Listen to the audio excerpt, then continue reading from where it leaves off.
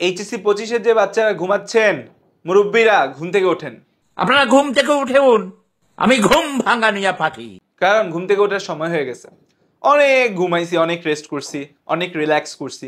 ঘুম থেকে তো উঠতে হবে মুরব্বীরা, নাইলে হয়ে যাবে কিন্তু সবকিছু। সো এইচএসসি পরীক্ষার্থী যারা 25 সালে আছো, তোমাদের এবছরই কিন্তু এইচএসসি এবং অ্যাডমিশন টেস্ট দুইটাই হয়ে যাওয়ার একটা চান্স আছে। কারণ তোমাদের জুলাই পরীক্ষা, আগস্টের পরীক্ষা, আগস্ট বা সেপ্টেম্বরের পরীক্ষা শেষ হলে অক্টোবরের, যদি অক্টোবরের লাস্টের দিকে বা নভেম্বরের ফার্স্ট উইকে রেজাল্ট দেয়, মেডিকেল অ্যাডমিশন বোর্ড চাইলে ডিসেম্বরের লাস্ট উইকে পরীক্ষা নিয়ে নিতে পারে, অথবা এবারের মধ্যে জানুয়ারি ফার্স্ট উইকে পরীক্ষা হয়ে যাবে। তো জানুয়ারি 16 তারিখ পরীক্ষা হওয়া আর 26শে জানুয়ারিতে পরীক্ষা হওয়া আর 25শে ডিসেম্বরে পরীক্ষা হওয়া বলতে গেলে বাস্তবে একই কথা। এখন কথা হইছে যে আমাদের মেডিকেল বোর্ড কিন্তু একটু আগে আগে পরীক্ষা নিতে চায়, সব ভার্সিটি কিন্তু এখন একটু আগাতে চাচ্ছে, তাদের আগের সেশনে ফিরতে চাচ্ছে। যাক, এখন কথা হইছে যে তোমাদের এইচএসসি 25 যারা, তোমাদের জন্য টেস্ট এক্সামটা হচ্ছে একটা লিটমাস পেপার।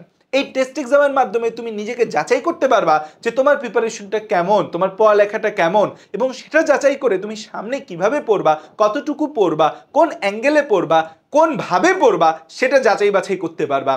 সো সেই যাচাই বাছাইয়ের জন্য বা সেই টেস্ট এক্সামটা কিভাবে দিবা এবং টেস্ট পরবর্তী তোমার করণীয় কি হবে সেটা নিয়ে আজকের ভিডিওটা, পুরো ভিডিওটা দেখবা এবং ভিডিও শেষে তোমার কি কি সমস্যা আছে টেস্ট পরীক্ষা নিয়ে সেটাও জানাবা, এবং ভিডিওটা অবশ্যই বন্ধুদের কাছেও শেয়ার করবা। তোমার দুষ্ট বন্ধুও কিন্তু পড়ালেখা করতেছে না। দেখ, আমাদের হচ্ছে যে টেস্ট পরীক্ষা অল্প কিছুদিন বাকি আছে। নটরডেম কলেজে টেস্ট পরীক্ষা হয়ে গেছে, আর কোথাও টেস্ট পরীক্ষা শুরু হয় নাই, বাকি সব জায়গায় টেস্ট পরীক্ষা শুরু হয়েছে অথবা টেস্ট পরীক্ষা শুরু হবে ভাব, এই ফেজেই তো আছো, তাই তো? এখন এই যে টেস্ট পরীক্ষা যে তোমার অল্প কিছুদিন আছে, টেস্ট নিয়ে কি তুমি কোনো পরিকল্পনা করছো নাকি? আর মামা টেস্ট পরীক্ষা দিতে যাবো, কিছু তো পাই না, কেমনি কি হবে, আরে মামা টেস্ট পরীক্ষা দাঁড়ে দিলে হইলো না, দিলে না, এরকম করলে কিন্তু হবে না। এই চিল মুডে আমরা ছিলাম, ফার্স্ট ইয়ার কাটাইছি, তোমাদের মতো আমিও ফার্স্ট ইয়ার খুব চিল মুডে কাটাইছি, কিন্তু ফার্স্ট ইয়ারের পর সিরিয়াস হয়ে গেছি, টেস্টের আগে আরও সিরিয়াস হয়ে গেছি, এবং সেই সিরিয়াসনেসই সফলতা দেয়। জীবনে সব সময় সিরিয়াস না হইলেও কিছু কিছু সময় যদি তুমি সিরিয়াস না হও, সেটার জন্য তোমাকে সাফার করতে হয় লং রানে। সো প্রথম কথা, একটা পরিকল্পনা করে ফেলো যে কেমনে কি পড়বা, এটার একটা পরিকল্পনা করো। ভুল এড়াও, যে তোমার কি কি ভুল আছে সেগুলো এড়াইতে হবে, এবং স্ট্র্যাটেজি মেনে চলো। এই তিনটা কাজ তোমাকে করতে হবে। সো পরিকল্পনা কেমনে করবা সেটাও কইতেছি, ভুল কেমনে এড়াবা সেটাও কইতেছি, স্ট্র্যাটেজি তুমি হচ্ছে যে কেমনে মেনে চলবা সেটাও কই। দেখো, প্রথম কথা হচ্ছে যে তোমাকে সব পড়ার আর টাইম নেই, তোমার এমনি শর্ট সিলেবাস, সেই শর্ট সিলেবাসের মধ্যেও তুমি এতদিন যদি পড়ে থাকো তাহলে তুমি সব পড়তে পারবা। এতদিন তুমি পড়ো নাই, তাহলে এখন সব কিছু তুমি পড়তে পারবা না। তাইলে হচ্ছে গুরুত্বপূর্ণ অধ্যায়গুলোর উপর তোমাকে ফোকাস করতে হবে। সব কিছু পড়ার এমন দরকার নাই ভাই, যেসব অধ্যায় থেকে বেশি বেশি প্রশ্ন হয় এগুলো বারবার রিভিশন দাও। ফর এক্সাম্পল, তুমি যদি বায়োলজির ক্ষেত্রে চিন্তা করো, বায়োলজি পরীক্ষা যদি তোমার সামনে থাকে, তাহলে তোমার হচ্ছে জুওলজি আছে আর সাথে হচ্ছে বোটানি আছে। এই জুওলজি এবং বোটানির মধ্যে অনেক কলেজে শুধু সেকেন্ড পেপারের উপর পরীক্ষা হবে, অনেক কলেজে first paper second paper mixed হবে, অনেক কলেজে ফার্স্ট পেপার সেকেন্ড পেপারে উভয় অধ্যায় থাকবে। এখন জুলজির ক্ষেত্রে সবচেয়ে ইম্পর্টেন্ট অধ্যায় কোনটা? জুলজির ক্ষেত্রে সবচেয়ে ইম্পর্টেন্ট অধ্যায় হচ্ছে 11, জুলজির ক্ষেত্রে সবচেয়ে ইম্পর্টেন্ট অধ্যায় হচ্ছে 4, জুলজির ক্ষেত্রে সবচেয়ে ইম্পর্টেন্ট অধ্যায় হচ্ছে অধ্যায় 2। এই অধ্যায় 2 এর মধ্যে 3টা পার্ট আছে, 3টা পার্ট থেকে মিনিমাম 2টা সিকিউ পরীক্ষার মধ্যে আসে।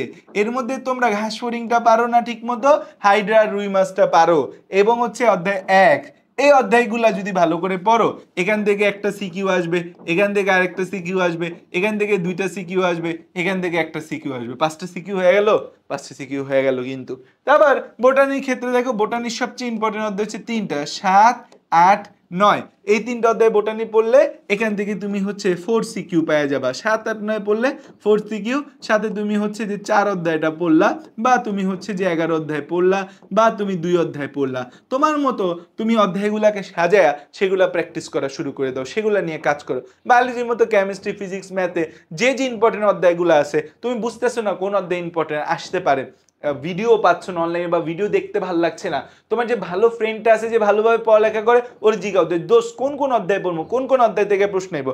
কারণ আমি দেখেছি যে আমাদের সময় তো আর অনলাইন ছিল না, ফ্রেন্ড সার্কেল যেগুলো ভালো স্টুডেন্ট আছে ওরা খুব ভালো সাজেশন দিতে পারে, কারণ ওরা পড়ালেখা করে তো অ্যানালাইসিস করে, তো ওরা জানে কোন জায়গা থেকে প্রশ্ন আসে, কোন জায়গা থেকে প্রশ্ন আসে না। সো ওদের অ্যানালাইসিসটাও কিন্তু তুমি নিতে পারো, এবং সব কিছু এমন পড়তে পারবা না, জাস্ট গুরুত্বপূর্ণ যে অধ্যায়গুলো তোমার লাগবে সেগুলো পড়ে তুমি হচ্ছে যে রিভিশন দাও।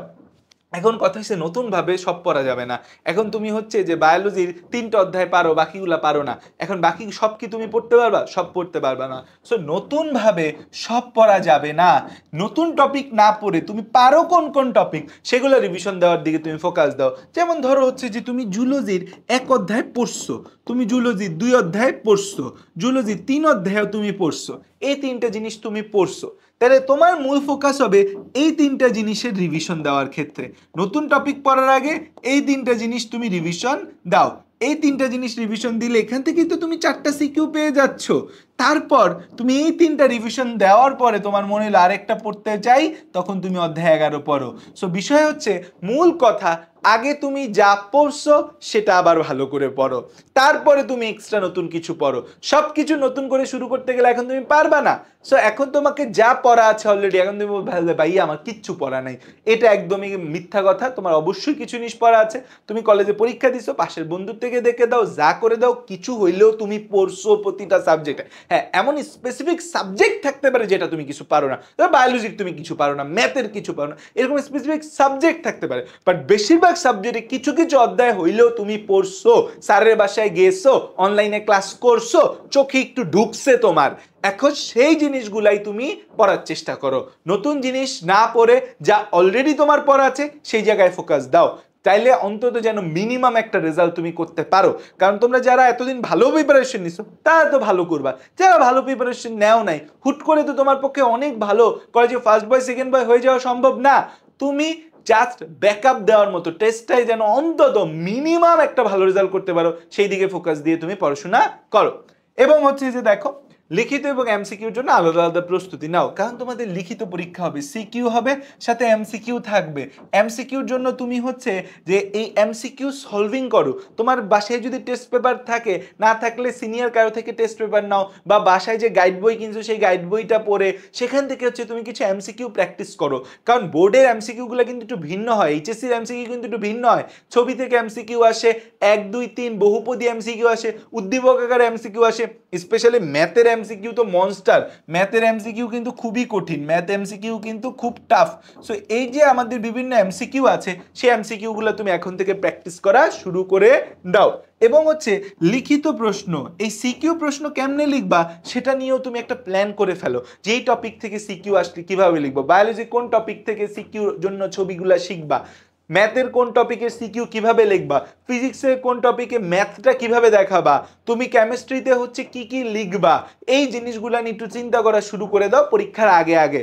তো এই লিখিত পরীক্ষার গঠন নিয়ে ধরো তুমি 2টা চ্যাপ্টার পড়লা, তুমি ধরো 3টা চ্যাপ্টার পড়লা, সেই 3টা চ্যাপ্টার থেকে তুমি হচ্ছে কি কি এমসিকিউ আসবে, কি কি সিকিউ আসতে পারে, সিকিউগুলা কিভাবে লিখবা, এমসিকিউগুলা প্র্যাকটিস করা, এগুলা ভালো করে করে ফেলো।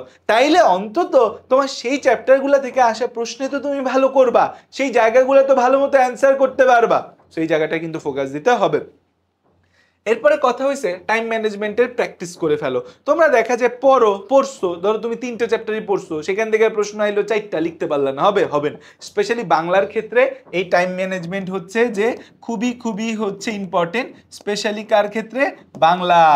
এই বাংলার ক্ষেত্রে টাইম ম্যানেজমেন্ট খুবই খুবই ইম্পর্টেন্ট, কারণ বাংলা তোমাকে করে দিবে চাংলা, বাংলা করে দিবে কি তোমাকে চাংলা। বাংলায় 7টা সিকিউ দেওয়া তোমার জন্য কিন্তু খুবই কঠিন। 7 সিকিউ প্রথম পত্রে, দ্বিতীয় পত্রে কি রচনা টচনা লেখা লাগে, তারপর হচ্ছে তোমরা অনেক সময় ম্যাথের এমসিকিউতে ঠিকঠাক লিখতে পারো না, তোমরা হচ্ছে যে অনেক সময় হচ্ছে যে বায়োলজির সিকিউ লিখতে পারো না। সো দ্যাটস ওয়াই হচ্ছে টাইম ম্যানেজমেন্টের প্র্যাকটিস করাটা, এক্সামের জন্য সময় ধরে অন্তত বাসায় একটা বাংলা সিকিউ লেখার প্র্যাকটিস করে যাওয়া টেস্টের আগে অন্তত তোমার জন্য খুবই খুবই গুরুত্বপূর্ণ। এখন কথা হয়েছে যে টেস্ট পরীক্ষা দিবা ভালো করে, বা টেস্ট পরীক্ষা যদি বাই চান্স খারাপ হয় তখন সেটা আসলে জীবনের জন্য কতটুকু খারাপ। টেস্ট পরীক্ষা খারাপ হওয়া জীবনের জন্য অবশ্যই খারাপ, এটা একটা ইন্ডিকেশন যে তোমার পড়াশোনার অবস্থা ভালো না, জয় বাংলা হয়ে গেছে। তো তোমাকে এখন থেকে কি করতে হবে, ভালো মতো পড়াশোনা শুরু করতে হবে, সেটা তোমার জন্য একটা ইন্ডিকেশন। টেস্ট এক্সাম থেকে তুমি শিখবা, হতাশ হবা না, তুমি শিখবা যে আমার সিচুয়েশন ভালো না, আমাকে ভালো করতে হবে। এবং হচ্ছে টেস্ট তো তোমার চূড়ান্ত রেজাল্ট না, এইচএসসির মূল রেজাল্ট না, টেস্ট একটা হচ্ছে যে তোমার ভুল বোঝার সুযোগ। তো টেস্ট এক্সামে কেমন করছো এটা থেকে যদি তুমি ভুল বুঝতে পারো, শিখতে পারো, তাহলে জীবনে আগাইতে পারবা। আর টেস্টারে যদি তুমি গুরুত্বই না দাও, এখান থেকে যদি তুমি শেখারই চেষ্টা না করো, তাইলে তো তুমি আর আগাইতে পারবা না। তো তোমাকে শিখতে হবে এই জায়গা থেকে। এবং এই টেস্ট পরীক্ষার খাতাগুলো একটু বিশ্লেষণ করবা। পরীক্ষার খাতা দেখায় না অনেক সময়, বাট তুমি পরীক্ষায় কি লিখছো সেটা তো জানো। এমসিকিউ কি লিখছো, সিকিউ কি লিখছো, সেগুলো একটু বিশ্লেষণ করবা যে আমি এমসিকিউ কি দাগাইলাম, আমি সিকিউ কি লিখলাম, আমার কোন কোন জায়গায় দুর্বলতা আছে। এবং তুমি টেস্ট পরীক্ষা দিয়ে বুঝে যাবা তোমার দুর্বলতা কোন জায়গায় আছে, বায়োলজি, কেমিস্ট্রি, ফিজিক্স, ম্যাথ, এর কোন জায়গায় কি কি দুর্বলতা আছে সেগুলো অ্যানালাইসিস তোমাকে কিন্তু করতে হবে। কোথায় বেশি ভুল করতেছো, কোন অধ্যায়ে দুর্বল, এগুলা চিহ্নিত করাটা খুবই ইম্পর্টেন্ট। এবং কারণ টেস্টে তুমি যদি একটু পড়ালেখায় ধারাবাহিকতা ফিরিয়ে আনতে পারো, একটু পড়ালেখার প্রতি সিরিয়াসনেস আনতে পারো, সামনের জীবনে সফলতা তোমার জন্য অপেক্ষা করছে। একটা বিষয় মনে রাখবা, যেহেতু পড়ালেখার ফিল্ডে নেমেছো, পড়ালেখা করছো, পড়ালেখার সেক্টরে সফলতা অনেক বেশি তোমার দরকার। এবং সফল না হইলে ব্যর্থদের কেউ মনে রাখে না, তুমিও মনে রাখো নাই। তোমার কলেজে যে সিনিয়র গত বছর চান্স পায় নাই তাকে তুমি মনে রেখেছো? রাখো নাই। যে সিনিয়র চান্স পেয়েছে তাকেই তো মনে রাখছো, তার জন্যই তো পাগলামি করছো, তারে নিয়েই তো পোস্ট দিছো, তাকেই তো বলছো কলেজের গর্ব, কলেজের গর্ব, আরে বন্ধু আমার কলেজ থেকে ভাই চান্স পাইছে, ও ভাই চান্স পাইছে। তো মূল খেলাটাই হচ্ছে যে দুনিয়াটাই সফলদের দুনিয়া, সবাই, তুমিও সফলদের মনে রাখছো, তোমার পরবর্তী প্রজন্ম সফলদের নিয়েই মাতামাতি করবে। সো তুমি পড়ালেখা না করে অন্য কোনো সেক্টরে এক্সেপশনালি সফল হয়ে গেলে তখন তোমাকে নিয়েও মাতামাতি করবে। বাট পড়ালেখায় যেহেতু আছো, পড়ালেখার সেক্টরে ভালো করাটা তোমার জন্য সহজ, কারণ এত বছর ভালো করে পড়ছো, এখনো তুমি চাইলে ভালো করতে পারবা, ইউ হ্যাভ দ্য ক্যাপাবিলিটি। এখন বিষয় হচ্ছে যে প্রশ্ন ভুল করছো সেগুলো ঠিক করো, বুঝে পড়ো, পরবর্তী প্রস্তুতি শিক্ষা নাও। তোমাকে শিক্ষা নিতে হবে, কারণ জীবনে যে শিখে না সে কোনোদিন আগাইতে পারে না। এবং হচ্ছে মূল বিষয়, ফাইনাল পরীক্ষার জন্য স্মার্ট স্ট্র্যাটেজি নাও। টেস্টের অভিজ্ঞতা কাজে লাগায়া তুমি হচ্ছে এইচএসসি এবং মেডিকেল পরীক্ষা, বা তুমি বুয়েটে পরীক্ষা দাও, বা তুমি হচ্ছে ডিউতে পরীক্ষা দাও, যে জায়গায় পরীক্ষা দিতে চাও সেই জায়গায় প্রস্তুতি গুছাও। টেস্টের পর থেকেই তুমি তোমার আখের গোছানো শুরু করো, এইচএসসির আখের, টেস্ট মেডিকেল অ্যাডমিশনের আখের, তোমার ডিউ বুয়েটের আখের, সেগুলো গুছাইতে হবে এখন থেকেই। এবং হচ্ছে যে আমরা কিন্তু হচ্ছে যে এইচএসসি 25 ব্যাচের জন্য আলফা 6.0 ব্যাচ, এই ব্যাচটা হচ্ছে লঞ্চ করে দিব। আলফা 6.0 ব্যাচ, এটার লঞ্চিং কিন্তু আমাদের হচ্ছে 22 জানুয়ারি আমরা করে দিচ্ছি, এবং তোমাদের ক্লাস শুরু হবে এই আলফার 6 এর লঞ্চিং কিন্তু 22 জানুয়ারি। ক্লাস শুরু করবো আমরা তোমাদের টেস্টের পর, কিন্তু হচ্ছে আলফা 6 কিন্তু লঞ্চ হবে। আর যারা বায়োলজিতে এক্সেপশনালি দুর্বল, বায়োলজি কিচ্ছু পারি না, তোমাদের জন্য কিন্তু দ্য লেজেন্ডারি 30-ডে বায়োলজি কোর্স আসবে। এই 30-ডে বায়োলজি কোর্সও কিন্তু আমাদের হচ্ছে লঞ্চ হয়ে যাবে 10 বা 12 হচ্ছে যে জানুয়ারি। এবং এই কোর্সটার পেমেন্ট কিন্তু এক্সেপশনালি কম পেমেন্ট হবে। এই কোর্সে আমাদের 10 টাকা পার ক্লাস, আমরা হচ্ছে 10 টাকা করে প্রতি ক্লাসের পেমেন্ট হিসেবে তোমাদের পেমেন্ট ধরবো। মানে 30 দিনে বায়োলজি শেখার পেমেন্ট 300 থেকে 350 টাকা হবে তোমাদের, মানে ভয়ঙ্কর পেমেন্ট এটা, তাই না? এবং হচ্ছে 30 দিনে বায়োলজি শেষ করে দিব। এটা 24 ব্যাচের জন্য করেছিলাম, 25 ব্যাচের জন্য এই প্রজেক্টটা আরো গোছানো পেইড ভাবে আসবে, কারণ এখানে এক্সাম হবে, ক্লাস হবে, প্রাইজ মানি থাকবে, এক্সাইটিং ঘটনা ঘটবে। সো এই দুইটা প্রজেক্ট কিন্তু বিওবি থেকে 25 ব্যাচের জন্য আসছে। Alpha 6 the pre medical course এবং হচ্ছে 30-ডে বায়োলজি কোর্স কিন্তু আসছে। সো তোমার সফলতার চাবিকাঠি তোমার কাছে, পরিশ্রম করো, সফল হবে ইনশাআল্লাহ। থ্যাংক ইউ, আসসালামু আলাইকুম সকলকে, ভালো থাকো, সুস্থ থাকো। 25 ব্যাচ এখন থেকেই সিরিয়াস হও।